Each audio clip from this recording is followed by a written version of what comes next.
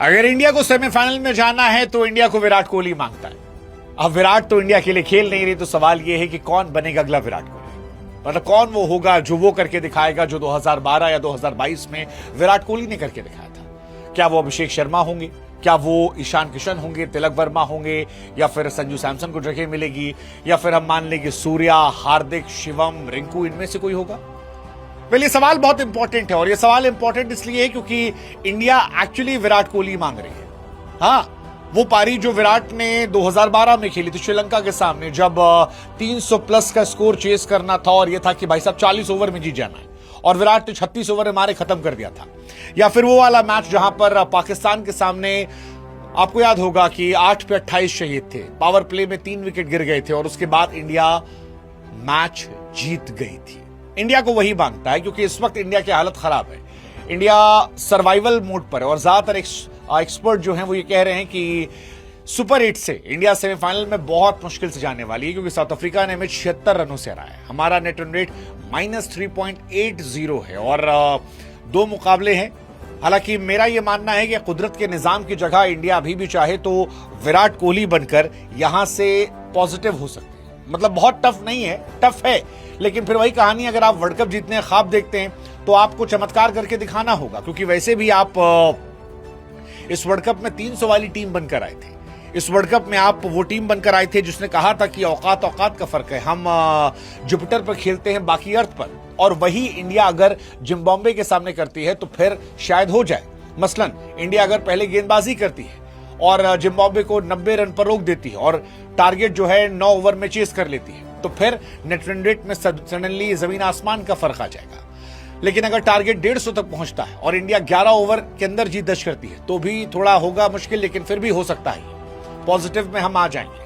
अगर जिम्बाब्वे जो है 180-200 बनाती है और इंडिया 12 से 15 ओवर में जाती है तो भी नेट रन रेट में सुधार होगा। लेकिन फिलहाल सुधार नहीं चाहिए, फिलहाल इंडिया को बवाल चाहिए। बवाल मतलब एक जबरदस्त उछाल, इतना बड़ा उछाल कि जिससे बूम बूम हो जाए।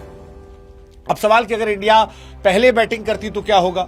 यहां भी कहानी वही है। मेरा तो मानना है कि इंडिया पहले बैटिंग करे और मार दे 300 रन, और 300 मारने के बाद जिम्बाब्वे जो है उसे 100, 120, 150 पर रोक दे।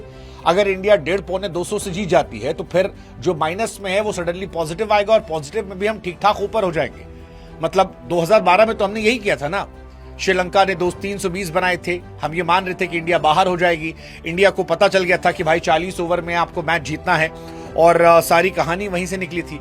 लेकिन उस वक्त भी जब दुनिया कह रही थी कि भाई साहब 50 ओवर में 320 चेज नहीं होता, यहां 40 ओवर में कैसे चेंज करोगे, मतलब ये तो इम्पॉसिबल है, कोई हो ही नहीं सकता, सामने मलिंगा जैसा गेंदबाज है।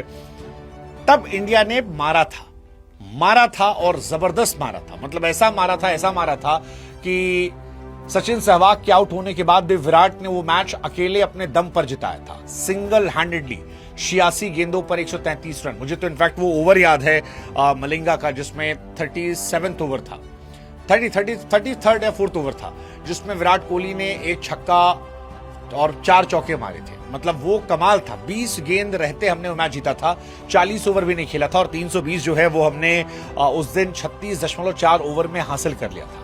और वहीं से इंडियन क्रिकेट का स्टैंडर्ड जो है बदल गया। इनफैक्ट पाकिस्तान वाला मैच भी ऐसा ही था।